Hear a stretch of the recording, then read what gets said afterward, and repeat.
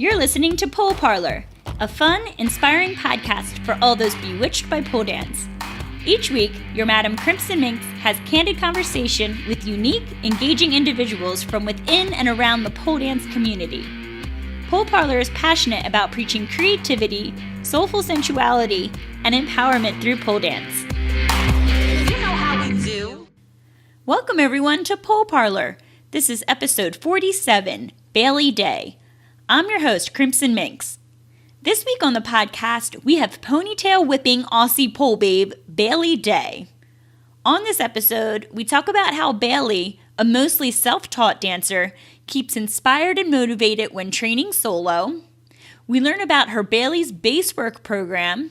She offers up advice on how we can develop our own unique style of pole. And we hear all about her experiences teaching, competing, and performing in Australia and the US. Also, don't forget to check out Bailey's post-podcast interview on the blog at poleparlour.com, where she shares her favorite photos, music, video, and more. And while you're there, check out other goodies including past episodes, videos, blog posts, and the Pole Parlour shop. So now, let's bring on Bailey.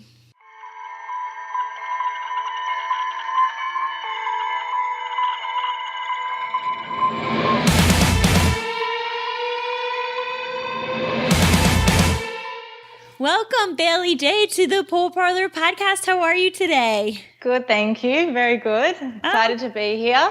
Well, so excited to talk with you. And so let's start things off. For how long have you been pole dancing, and how did you first discover pole? So I think I've been pole dancing for 5 years now. And I started with a friend. She was like really interested in doing it. I wasn't quite sure about it. And yeah, I just started with her, just doing like one class a week. And then, yeah, I just started to love it. I started to do it more and more and more. And I became an instructor pretty quickly after that. And yeah. Awesome. And so it says in your bio that you kind of learned on your own. So were you doing most of the training from home, or how did that work? So I started with a friend at a pole dance studio, and not long after that I became an instructor there. Okay. And then not long after that I actually quit that studio and I sort of stopped pole dancing for a tiny bit. I tried a couple of other studios, but I didn't really like any. But I really missed pole dancing. So then I just hired out a studio actually it wasn't near my house. It was quite far from my house. But I hired out a studio every single day and I just started going there and I started training myself. So I relied heavily on YouTube, social media to like figure out what I'm going to learn next. So basically my basic training of like just inverts, inside, outside leg hangs and stuff, I learned at a pole school. And then everything more than that, my own style of pole dance that I sort of developed and stuff. I did that all on my own. It was quite hard because I was training by myself every day. It was hard to get motivation. It was also like really scary as well because I didn't know what I was doing, but yeah.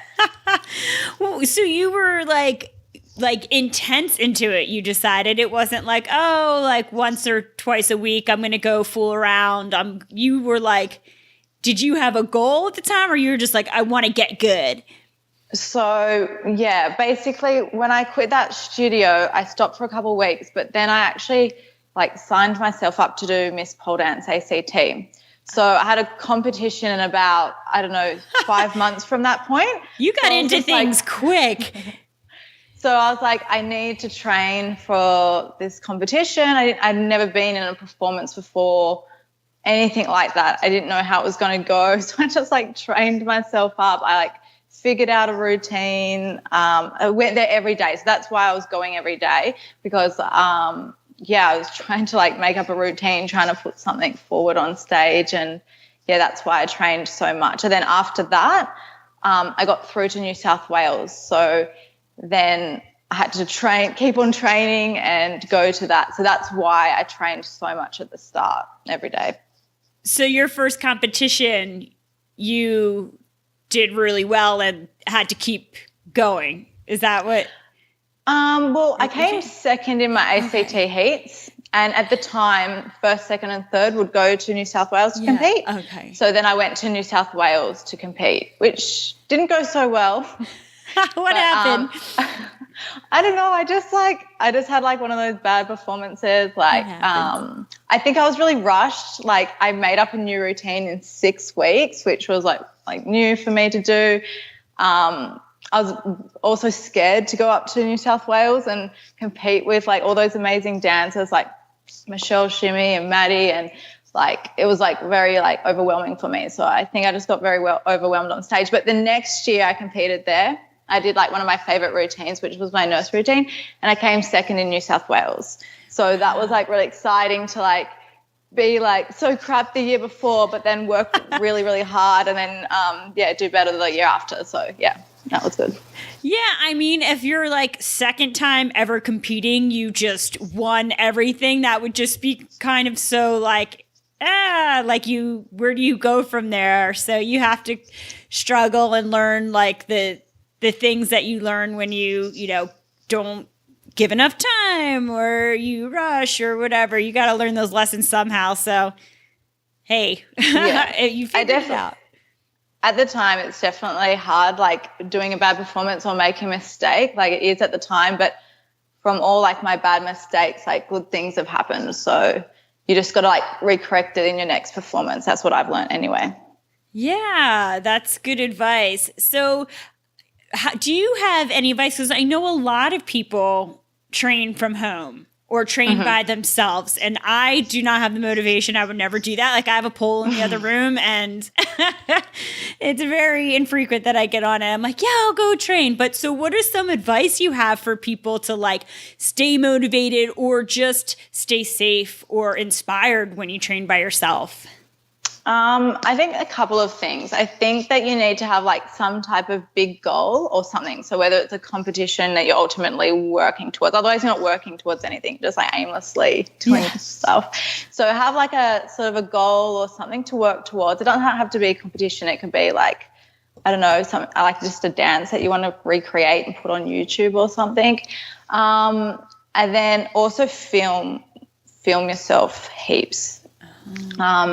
And watch your videos. So that's what I do. I like film myself, and at night I will watch through all my videos. I like delete most of them, but I'm seeing how I'm progressing. I'm seeing like you have to be able to look at yourself and know like whether your legs are not straight, whether what looks good, and so that you can recorrect it next time you train. So film yourself, definitely. That's my biggest tip, is you have to be filming yourself, as well as look for people for inspiration. So I get like all my inspiration from, YouTube, Instagram, but also try and make it your own. Like, so you can merge a couple of people's movements and stuff together, but if it's not working for you, change it. I change a lot of things so it suits my body type and my body movement. And often when I'm trying other people's tricks and I'm recording myself, I actually like get into it a little bit differently from like by mistake. But when I'm looking back at my videos, I realize it's actually like a cool way to get into it. So then I go back the next day and I work on that. And then that's how I sort of develop my own type of movement into it. Yeah. And also just having maybe like one other person, like a friend or something that you can send stuff to and get them to critique it and stuff. Do you have a buddy like that you... So when I first started like training by myself, my good friend Katie Eve, I would send, like I started pole dancing with her at the same studio, but she moved to Perth and then I quit shortly after that. And I would send her stuff all the time on Facebook. I would be like, look at my routine or, and she would always like help me and I would help her as well. So have someone like that really wants to help you is good. Yeah, they call that your pole wife, right? Like it's the person that you are like training with and you go to workshops together and you send video and stuff too. So find a pole wife. Okay, I think that's all good advice because, I mean, it's just the reality for some people, or you're partially training at a studio and partially at home. So, in fact, I feel like even your advice to film, I never really did that people say it on this podcast a lot, so I've been starting to. And you're right. Yeah. You realize you think you're doing something, emulating someone, and like, oh, that's not. I can't do what Maddie Sparkle does, but just for all intents and purposes, if you're watching what Maddie Sparkle does and you think you're doing it, and then you see it, and you're like, no, I'm doing it completely different, but it's awesome. So it is just using it as inspiration and not necessarily just copying people, because you definitely came up with your own distinct style. Do you have like a background in dance at all, or gymnastics? Or I wish. I did do gymnastics. My mum put me in gymnastic classes when I was younger. Nothing too crazy though. I wish that I'd done dance or ballet. I think that would have helped me more with my pole. But yeah, it's just all. That's why I love pole dancing so much, because you don't actually need that background. You can just make it whatever you want to make it. Actually, the best thing that I did, and I actually recommend every pole dancer to do this, definitely if you've started in a pole dancing studio and you've just been there the whole time, is actually take time out of the week or take a month off pole or something and just pole dance by yourself with like no other influences. And that's how you develop your own pole style. And it just happened to me by accident. I didn't realize I was doing it, but because I wasn't copying, I didn't have a teacher to copy, I was just pole dancing by myself all the time. I sort of developed my own type of movement of what I liked and how I moved naturally. And I think that's what worked for me. Yeah, let's talk about that. How would you describe your personal style? Like, whenever I think of you with the high ponytail, swinging around. I feel like you kind of own that move right there. But like, how do you describe your pole style? I think definitely like a sexy, exotic style. I think like slinky sort of flow movements is what I try to achieve. Like in my floor work, like slinky flow, sexy with heels, always heels. I love the look of heels. Yeah, I've never seen you without heels, come to think of it. Yeah, like I just hate it. Even when I do warm-ups, when I teach, I put my heels on. No way. Just, I don't know. I find dancing without heels really hard. I guess because I'm not used to it. Yeah. I guess you find things hard that you're not used to, but yeah. So yeah, just like really like sexy movements and also like different. I love things that are different. So if I see something on Instagram that I haven't seen before, like I just love different movements. So I love when I'm in the studio and I, do a different move. I'm like, yes, like that's what I look for in myself and other dancers, is just something different, because you get I personally get so sick of seeing the same thing over and over again. Oh yeah, there's always like, you can tell that one trick if you're on social media, all of a sudden all the videos people are doing that trick, and you're like, and then you're at the studio, like I'll be at the studio and people are like, can we do that one thing? It spreads so quickly, and that is like the move of the month, and it's everywhere, and then another move comes. But you're right. Someone has to start that move for the first time, and it excites people that much that they want to emulate it. So, but then it's time to do a new one. Yeah. So you eventually took your style, your personal style, and you kind of created a program, right? Bailey's Basework. So what is that all about? So basically I just called it Basework because it's just like what I like to do the most. It's like movements around the base of the pole. So it's like a merge of like floor work and pole work, just all done at the base of the pole. Like people might recognize it as things like exotic pole or Russian exotic, things like that. That's my favorite style of pole dancing. Used to be tricks, but then just sort of changed into like, this type of exotic style pole dancing. So I just started creating stuff. I created sort of things where people can learn routines and my favorite moves and stuff like that. I'm going to start creating little Instagram videos for people to learn some of my favorite movements at the time, because I'm always teaching now, and I have a new type of exotic move or basework move that I've been teaching to my students, and I thought it would be cool to also share that with the people on Instagram and stuff like that. So I think I'm going to start doing that on my Basework Instagram. And it's just I guess my favorite style of bass pole dancing. I'm going to do some more type of fitness, exotic stuff later in the year. Oh, cool. So that's what I'm working towards the end of the year. I'm going to like change a bit of what I'm doing. But yeah, that's sort of at the end of the year when I've got some time because I'm quite busy at the moment. So you do you professionally film when you do all of this stuff?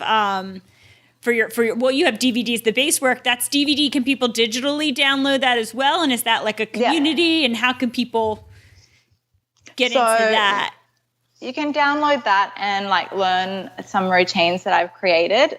In the future, I'm changing that to be something a bit more different. So yeah, just something that people can interact more with and see more like results and give more tips and stuff to exotic style movements and fitness and stuff like that. So right now it's like people can go to Bailey's Basework, they can join, they can get digital content, they can get routines and tips on how to do some of your moves and all the low flow pole stuff. And that's going to go for a while until you get phase 2. Yes. Okay. Yep. And I would recommend going to my Basework Instagram, so Bailey's Basework. And I'll have like a lot more content on there soon. I've filmed a couple of things already, so I might upload them in the next coming weeks. I don't know when this is released, but yeah, so that gives people like some moves to try because I know people like try some of the moves that I do already on Instagram. I get tagged in things. Yeah. And then I also get things like, oh, I tried this move, but I couldn't quite get it. And so I try right back to those people, like telling them, but I was thinking like I can just like film myself doing it slowly with a little bit of a small explanation so that people can try it out and, you know, they can tag, you know, Bailey's Basework and I'll share it and have a look at what they're doing and things like that. Oh, that's cool. That's like very generous of your time. I know like once people get really popular and known for a specific style of dance, like people very much look to them for like help and advice and from the other side of the world. And I'm sure it can be super overwhelming. So I think it's smart to just like put it out there as like broken down as possible just to save you time. But that's like awesome that you're receptive to responding and helping people out. Yeah, I love social media. I think like that's what helped me grow as a pole dancer, being able to like look at all these things. And I would ask pole dancers all the time. I wouldn't be afraid to ask. I'd be like, oh my God, I'm obsessed with this move. Can you please like tell me like what's your trick or something? And they would always help me. So I'm always happy to help any pole dancers that like contact me or message me.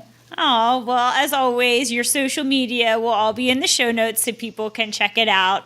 Don't abuse it, but no, I'm just kidding. Reach out as much as you want. Yeah, that was going to be my next question because I feel like, you know, if you were training by yourself and not associated with a major studio, how did you grow yourself and to become so well known and to be touring the world and all of that? Was social media part of your success? No, I guess so. I guess. Or was winning competitions helpful to you? Or no, because I've never won a competition before. Oh, interesting. So, Michelle Shimmy said she hasn't either, and I was like, no shit. Or maybe she said she won one or something. I forget, but I was like, oh, you just sometimes.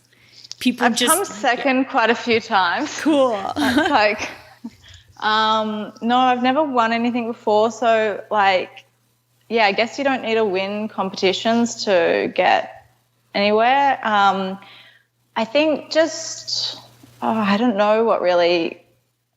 I think maybe my social media, I think Instagram, I think that's what helped me. And I would upload stuff to Instagram and people would see it and they would like it. Yeah, I guess that's Are you tagging people just for, I mean, this is of no use to me. I will not be doing this, but I know a lot of people listen who are like kind of trying to grow themselves as dancers and like could use some hints. Do you think like tagging people, commenting on other people's and just like putting out like some of your best work?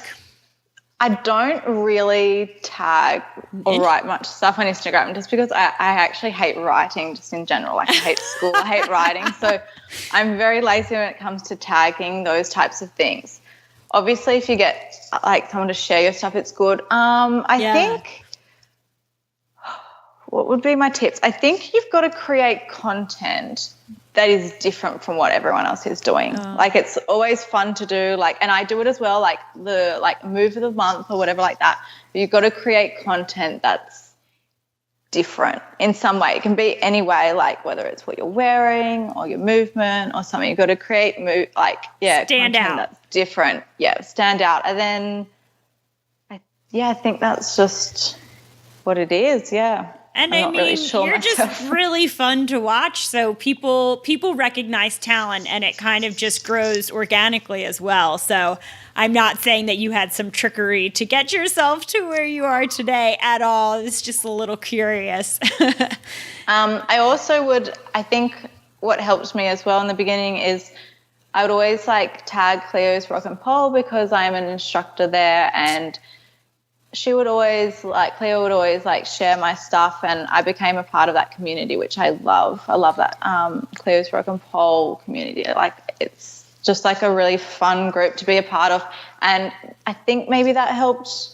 Like with some of my followers, a lot of girls know me from that, seeing my tutorials on her site, so I think that helped as well. Yeah, that makes sense. Kind of like uniting with other dancers in some way or form or organizations. Yeah. That's cool. Yeah, because you filmed videos. You traveled to the U.S. A couple years ago, 2 years ago for, you did Pole Show LA. 2 years ago.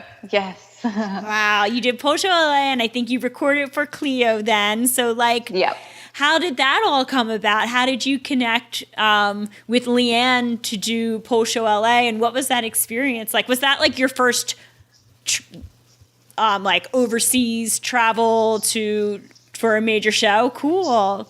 So I basically I got asked by Leanne Riley. She messaged me and asked me if I would come and be a part of Pole Show LA in Vegas, and it was the first time they ran it in Vegas, and I had to say yes because I've had two goals.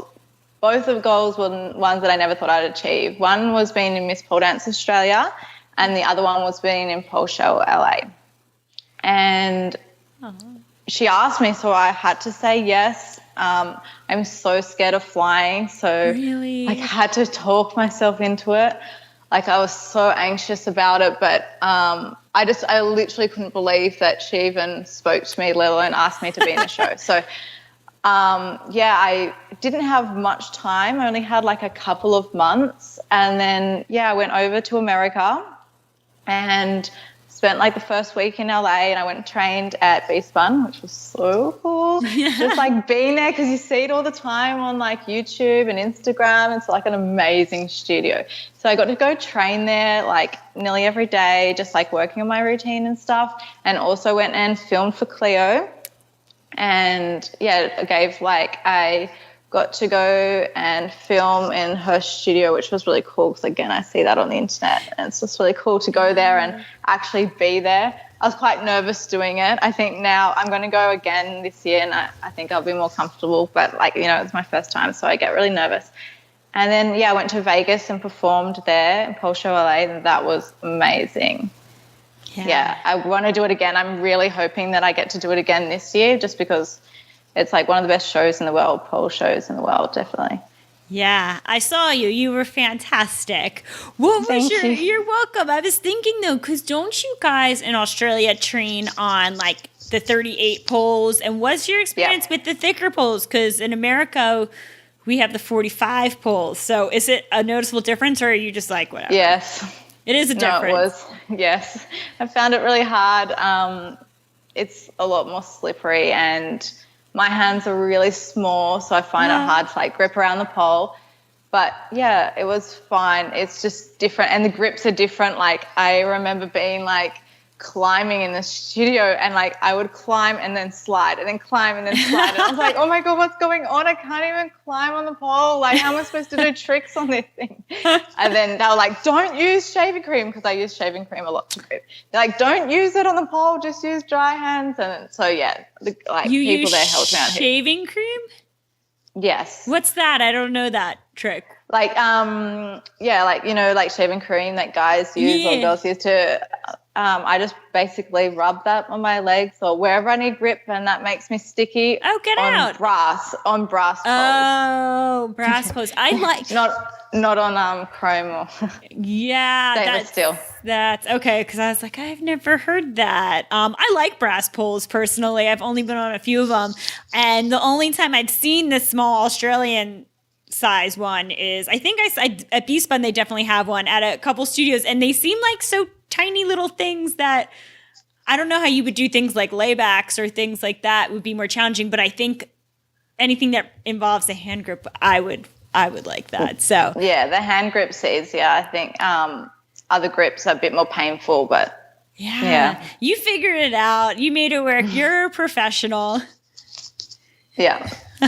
And so you said you also want to be in Miss Poledance Australia. Has that happened, or is you still working towards that, or what? So yes, I was lucky enough to be in it a couple of years ago. So I've been in Miss Poledance Australia twice now. Yeah, which is really amazing. Yeah, it's really amazing because again, I thought I would never actually be able to perform there. Like, I just didn't think that I would get to that level. So I didn't get to last year, but I'm hopeful that again this year I'll be able to go there and perform. It's like an amazing competition. And Australia's got so many good pole dancers. I know. It's just like really cool to be there amongst them all and perform with them and be in the same show as everyone. So it's a really cool event. So yeah, hopefully again this year, and that will be my third year hopefully being in there. Yeah, I feel like you just do the fun shows. You do the good ones because you're also you're going to do Dance Filthy, right? Yes. Is this your first Dance Filthy? My first time competing. I went, was it not last year, the year before, I was in Katie Eve's show. So I was her prop. Oh, her human prop. Her human prop in that show. And that was so much fun. So much fun. Like, I love Michelle, Shumi and Maddie. They run the best competitions. They really do. So if you ever get an opportunity and you're thinking about competing in their competitions, you definitely should. Just because I think they create the best vibe for competitors. I don't know like what it is that they do, but they do. So I've competed in pole theatre, but this is my first time in Dance Filthy and I'm really excited. It's only 3 weeks away. So that's actually what I'm going to be doing tonight is working on my routine. I've got my costume. I've just got to I've got first 30 seconds of my routine. So tonight I'm going to be working on the rest of that. And I just can't wait. I'm really excited for it.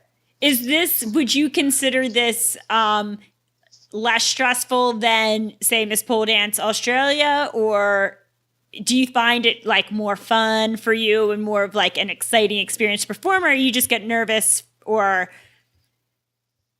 for everything? Or I'm excited about this one because I feel like I can just do the routine that I create, and I feel like it will be accepted well, if that makes sense. Yeah, no, the reason I ask is it seems for me anyway, as a observer, it seems like a less stressful competition to me. Like whenever I see videos from Dance Filthy, people just look like they're having fun at a club. Whereas Miss Poledance Australia, it's awesome, but it's a big stage and, everyone's in their seats. So I personally would, I think, be less stressed about Dance Filthy. I think maybe people are less critical.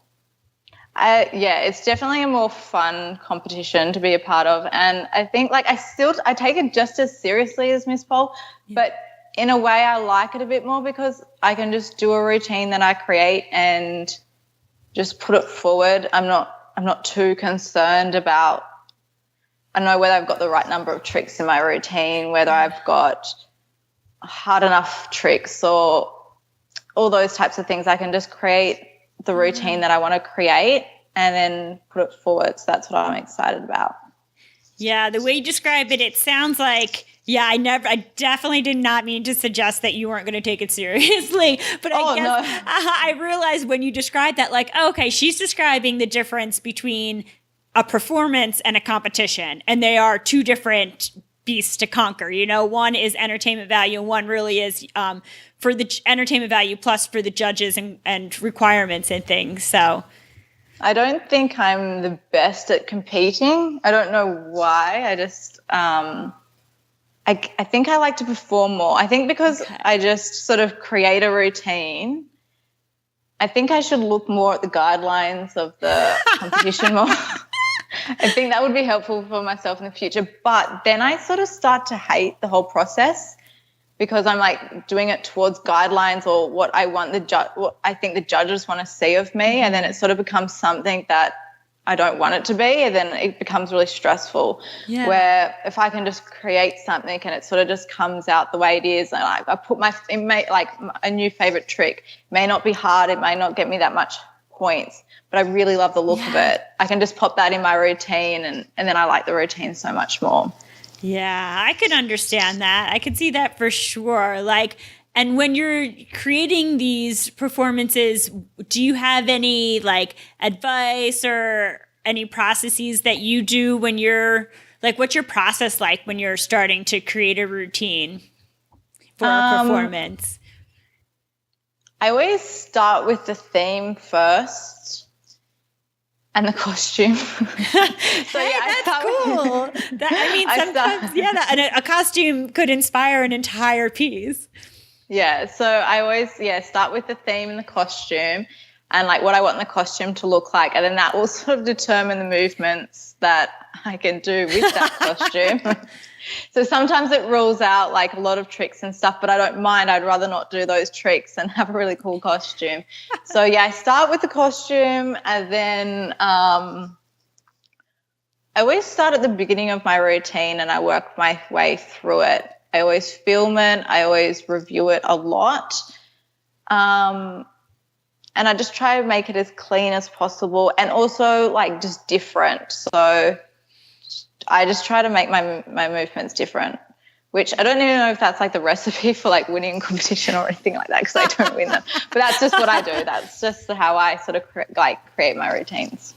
Well, it sounds like that's the recipe on how to get recognized amongst your peers. And, you know, even if you're not winning the competitions, if you're not like hitting the qualifications, you're still like, people really find you and admire you and want to watch you dance. So I argue that's more successful than having a bunch of titles personally. But it's the biggest compliment when you do a routine and someone comes up to you afterwards and they say that they really enjoyed watching your show.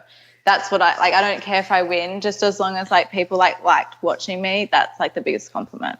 Oh yeah, you're like a true showgirl. And so you have Dance Filthy coming up, so you're preparing for that. You said you've been teaching a lot. Yes, teaching a lot more. Yeah. Now, do you like teaching versus performing versus traveling, or is there anything that's like an ideal professional pole situation for you? Or I don't know what's like. I'm really enjoying it at the moment because like I haven't really like I taught at the beginning of my pole career, then I stopped, and like for 3 years or whatever it was, I trained by myself. So I've started teaching at my friend Katie Eve. She has a studio, the Brass Room in Canberra, and I've started teaching there, and I just love it. I guess because I've never been really a part of like a pole studio, it's really nice to just see the same people every week. Like we're all there for pole dancing. Like I'm watching the girls, they're going into like amateur competitions. It's really cool to see them. They come in and they practice, and I don't know, I just really like being a part of the studio. I guess I didn't have that at the start of my pole dancing career. So yeah, I just love teaching there, and yeah, just like being around the students. It's a really fun studio to be a part of, and like the girls are really awesome, and yeah. Yeah, I could see you like only agreeing to be part of a studio that had like a really like good positive vibes and good sexy Definitely. time. And so I'm sure, and if it's like your best friend that opened it, so I'm sure you guys are on the same wavelength. Yeah, That's cool. it's definitely fun. What city are you in Australia? So I live in Canberra. It's sort of near Sydney. It's about like a 3.5 hour drive from Sydney. Okay. So I go to Sydney quite a bit, but yeah, I'm from Canberra. Yeah. Okay. Gotcha. So, I mean, you guys are all over. There's something in the water over there. I don't even understand how, like, you guys are so amazing. But you all also seem to have really fun, positive attitudes about it all. So maybe it's that you don't like wear yourself out so quickly. Maybe. So what's your trajectory moving forward? I guess this year I haven't taken too seriously. I haven't had like too many expectations of myself. I think I've just really enjoyed, again, like being at the studio and doing that and like, just experiencing that every week and like, every day nearly I go there. And like I have a couple of goals. Like I went in, like I'm going into Dance Filthy. So that's like a goal of mine, just to go in there and do a good show. I'm pretty sure I'm going to go into Miss Pole this year. I'm going to America again this year. So I want to film again for Cleo because I love Cleo and her brand and everything about it. Like it's a really fun thing to do. And maybe Pole Show LA, maybe. Hopefully that might happen. And I guess that's all. Like I'm going to do some more stuff with my Basework towards the end of the year when I get more time. And yeah, that's sort of like all I've really got planned. And then next year I'm really excited for because I haven't got like any major plans. So I've got like a couple to do with my Basework stuff, but that will be next year. But I don't really know what I'm going to do the year after, like competition wise or anything. I'm sort of excited to see what I want to do. Yeah, I like that you're just kind of like going with the flow and doing the things that you want to do and make you happy and kind of see what happens. Because you're a full-time dancer? That's, or... I guess so. Like I do pole dancing every day. I go to, like I'm going to school at the moment. I do like, I'm doing like beauty school. Oh, cool. And I'm also, like I just work like a random job. So yeah, I do pole dancing every day. Does your job know that you're a pole star? Your random job? They know that I do pole dancing. They like, I'm like, yeah, you can come do beginners classes and stuff. So yeah, they know that I teach because I'm always like, I have to go teach. I'm going to leave. I'm not staying anymore. Oh, so yeah, they know. That's funny. And they're just like, oh, whatever. Bailey's going to do her fun dancing, but they have like no idea that you like maybe travel around and do huge competitions and have your own program. Oh, I think sometimes they know now because like they see stuff on Facebook and stuff like that. So yeah, I think they figured it out. I think it would be hard for you to fly under the radar for that long. But I mean, obviously, like your work's cool with it. Yeah, they're fine. Okay. You know, sometimes people have like issues with their jobs. They like, do. You know, like not wanting you to be in a bikini on Facebook or something like that. Yeah, but absolutely. Seems like you kind of figured it all out, have all the pieces together, and it's working for you. Yeah. Awesome. Well, let's jump into the second part of the interview, the questions I ask everyone. So, who is your pole crush? Can I have more than one? Oh, yes. I think that's totally allowed because I wouldn't be able to just pick one. I would say Fontaine. I love like the way that she looks, her style. Yeah, I love Fontaine. Olga Koda, just because she created like such like her own style. I love that. I love that she's just so unique. And Felicity Logan as well. I've loved her for ages. I love the way her body moves. She's inspired me to start stretching more. So I've been stretching a lot more. these days than I ever used to. I never used to stretch. And yeah, I just want to get like my movement to be like hers, because when she moves her body, it's like amazing. It's like so smooth and slinky, and I love that. So you're just kind of like naturally flexible. Me? Yeah. No, I wouldn't say that. No. Because I've seen you in splits and straddles online. Yeah, I've got like a good right leg split. Okay. That's about it. Yeah, you're pushing it to get more. So yeah, so now my main focus is my middle splits and my back. Okay. Which, yeah, I think like I've got a decent amount of like natural flexibility, but like I am training it a lot, trying to get it better. Yeah, it seems like once you get to a certain point, it really is, you have to kind of up your training and do it more frequently and with more intention to take it to the next level. Mm-hmm. Yeah. It's definitely hard, but I actually really enjoy stretching. I used to hate it, but I've started to really enjoy it. Yeah, so many people think that what makes for a good dancer is strength, but I've noticed that I think the flexibility can be even more important than the strength, just because so many tricks you can be so strong, but if you can't, or even floor work, if you can't do the certain flexibility aspect of it, it's just not as impressive looking. No, it's not. That's what's driving me, is like people like, oh, I want to get flexible so I can do this amazing trick. For me, I just really want to get flexible to make my floor work look even more amazing. That's my motivation. I just want my floor work to look good. I know. Speaking of Cleo, like I love how she does like the center straddle. I don't know what it's called, with like the heels on over her head. Like that is impressive. Oh my gosh. Yes. Like, yeah, who cares if you can do anything on the pole? If you can do that move on the ground, you're like solid. Yeah. So how would you like to see the pole community evolve over the next 5 years? I guess becoming more mainstream. I would like to see them, like pole dancers, incorporated into more performances that aren't pole performances, that are mainstream performances, whether it's like singers or whatever, hiring more pole dancers to be part of their shows, because I think pole dancers are the best kind of dancers. So, yeah, I'd just like to see it more, I guess, more in the mainstream in the next 5 years. Yeah. What is it over in Australia? Like, are there shows where pole dance is incorporated, or is it still kind of like on the down low? Does it seem to be something that people recognize or understand, or is it still kind of like educating the public about it?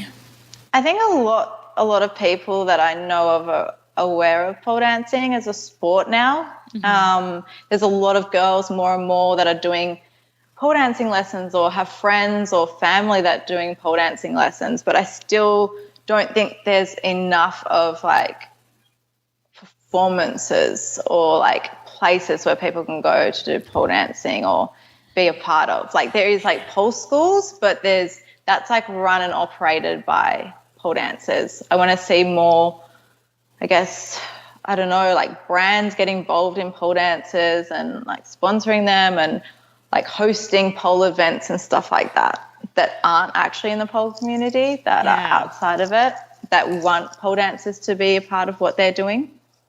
Yeah, like you would hire a hip hop dancer, you would hire like a burlesque dancer. The thing is we come with a pole, so that adds this level of complexity to it, where it's like you need to rig a pole anytime we want to perform, and sometimes the stage poles just don't work or aren't as impressive, I think. I mean, oftentimes they very much are, but you know, I think that is the tricky aspect, that you have to lug around this damn pole and install it and properly install it in spaces. So it kind of has to be set up throughout the whole night. Whereas if it's like another kind of dancer, they can just come on stage and off stage, and that's that. So yeah, it does make it harder having the pole. Maybe someone will invent a pole that is like very quick to install and very sturdy and safe. I don't know if this is possible, but you know, hopefully we put a man on the moon, so why not dream big? Exactly. That would be good. Yeah, I agree with you. I would like to see all those things. And like, I'm even seeing, more artistic videos circulating on social media of just people recognizing the beauty and the movement of pole. So, we're slowly seeing progress. I'd also like to see more of, I remember ages ago, I think it was like about like a year before like Australia really noticed like Olga Koda. I remember seeing her and I remember being like so surprised at how differently she danced compared to like the people that I would watch. So I would love to see like someone like Olga Koda like bring like another even different style to pole, if that makes sense. Like, yeah, I don't know, just like something new to pole dancing, like the way that she's done. That would be cool. Like just like whole like different area of pole. That would be cool. Yeah, like another dancer. We don't have to put this on Koda. She's already done her her influence. So yeah, like I think about that sometimes too. Like what maybe like I love seeing like dance hall with pole, for instance. Like if someone came up with a really great type of dance hall style pole, for instance, that got a big following, just like Russian or whatever it could be. I mean, I feel like we don't even know really what's coming. Different. Yeah, because we keep getting strong and really better and better at the styles that we know. But it is, like we always say, it's just a pole. Like it doesn't define the movement around it. So like, what are people going to do next? And it doesn't necessarily have to be like crazy gymnastic flippy things. It could just be like a style of dance like that, like the Russian pole, which is crazy. But who thought that you would just work the bass like, as you do?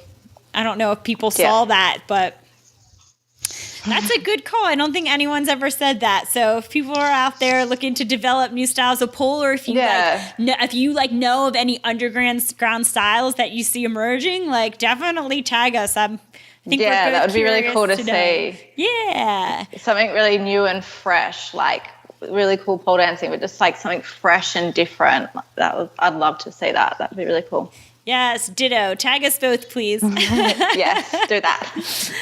Awesome. So we covered everything, right? I'm going to have all of your websites and social media and all of that in the show notes.